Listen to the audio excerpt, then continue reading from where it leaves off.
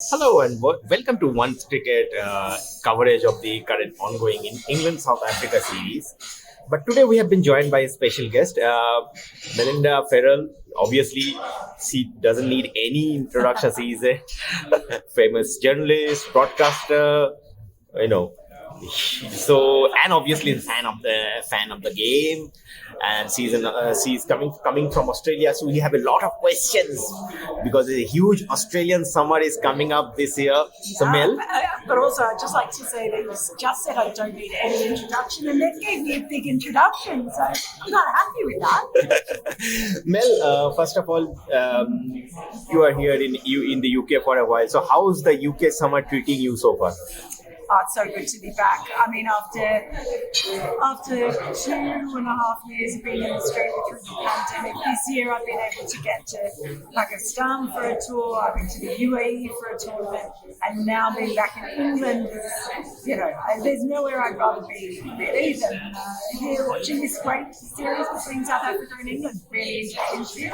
Yeah, your Twitter feed actually says that you are very excited for this series.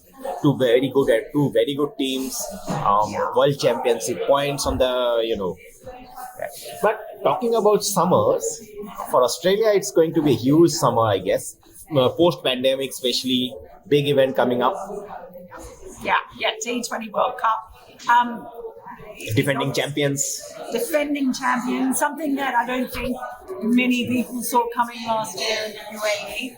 I would point out they did get very lucky with the toss. I think by Aaron Finch, it was a tournament where you felt like the dew factor meant that the toss was exactly more important than it is in almost any other World Cup, I reckon, that I watched. So they did get a bit lucky, but that gives you something to toss, and that's what you do with it afterwards. So it's really funny because leading into that T20 World Cup, Australia just lost everything. Like they were losing all over joint in the West Indies and then in Bangladesh. Oh, someone's just brought me a coffee. Isn't that nice? You have lots of fans in the UK. This is how it should be. Bring me coffee. I'm a happy one. But yeah, so I don't think Australia really even knew what their best team was or their best balance. You saw Josh Hazlewood kind of go from a line and length bowler who's been spanked around everywhere to over the course of that year in his time in the IPL. Become a formidable T20 bowler in that World Cup anyway. So it's funny going into this one because I don't think many people, I will put my hand up and say that I didn't really give them too much of a chance of winning that T20 World Cup. So now they look like a much better T20 side. They'll probably go in and not make the finals. Who knows? It's a hard one. At least toss won't be a deciding factor in Australia. It won't be as important, I don't think, because you just won't have that dew factor, right? You'll have conditions that are just a little bit, I guess, more standardised across the 40 overs than perhaps we more high-scoring matches. You would think so. Although I mean, it's hard tracks in Australia, bouncy tracks. It's a sort of conditions normally that does lend itself to that. There's a bit of a weather effect called La Nina. Yeah. They've had two La Ninas in Australia off the eastern coast so far this year, and as a result, major flooding, just torrential rain, and rain it's felt like almost every day. So it's Australia's wettest year already. We're only in August, so that's a bit of a concern because they're actually now predicting a third La Nina to go through the spring and maybe even into the summer as well. So it could be very interesting for all those matches played on the east coast in particular. I guess probably Brisbane, Sydney, and Melbourne in particular. Okay. Might play a bit of a part in this World Cup, so we might see some shortened games. We might sort of see that affects things a little bit because there's just been so much rain on that side of the country for months now. So, like you were saying that because India will be starting their campaign in Melbourne with the big game against Pakistan. I haven't noticed. Is that a thing? Yeah. So and India will be playing most of their games on the East Coast. They have just one game at Perth, I guess. But do you think these games can be affected with this? Like the preparation of these venues can be affected with the flooding and all? Yeah, well, just it's going to provide, I think, an interesting challenge to the ground staff around. Because, I mean, to be fair, if you're talking about, say, Sheffield Shield matches when they're being played in the spring or sort of leading into the summer, and you might sometimes get cleaner tracks at that point. The Gabba in particular is a place where you know that at the start of the season it's not always a surprise to see some pretty low scores. But that might be a real challenge unless they get, a real spell of, dry weather or just a lack of rain for a little bit. So it's going to be an interesting one for me. I mean, you sort of think it's not going to make too much of a difference in that. In a T20. T20, yeah, right. And also, I mean, Australia's not going to be low and slow generally when it comes to the pitches there. So it's going to be quite interesting. I hope we don't see rained out matches, that's all. But we might see some that aren't the full 40 overs. Okay. And talking about this World Cup, you know that India haven't won an ICC event since 2013. They have actually won it here in the UK. What do you think about India's chances for this competition? I mean, it's such an anomaly that they haven't won a World T20 event for so many years while the IPL has been so strong. We know the massive depth of talent there. You look at the teams that India put out in T20, and it's always hard not to have them favourites. That's why then you look at Australia and the way that they did last year. So I don't sort of like it when players in particular, when they get in their press conferences and they're like, anything can happen in T20, it's very unpredictable, blah, blah, blah. It doesn't feel like it should be because there's enough strategy around T20 now and enough knowledge that it doesn't feel like it's just random, whoever shows up on the day kind of thing. I kind of felt like I had that challenged a bit in the last T20 World Cup. But you expect India to be up there. It's just that there are other really good sides. England have actually gone through a bit of a bad patch. They've been leading the way in both forms of white ball cricket for so long. So whether that's just a blip or whether changing of the guard, some of the players getting older, that sort of thing, is that maybe their time at the absolute pinnacle, maybe that's gone over, who knows. I think pitches in Australia are probably more likely to suit them. But you expect India to be at least in the top four and pushing for a place in the final. I think Australia will be favourites at home to at least make the final. But look, other countries up there, you've seen what South Africa have done to England this summer.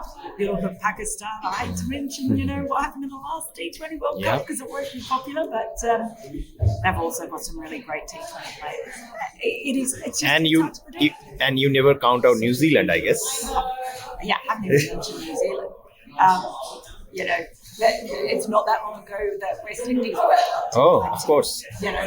Just out of nowhere. So, and they've got so many experienced, almost professional T20 players. So it's just hard to say, but that's what makes it exciting, doesn't it? Because you go into it, it's not like you go, there's one clear favourite that's definitely going to win. But you expect India to be up there for sure.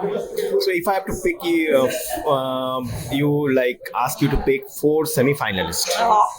I know it's a tough job. Predictions, I hate I'd say, do you think Australia will get there? I think India will get there to the semi-finals. I think Pakistan will get there.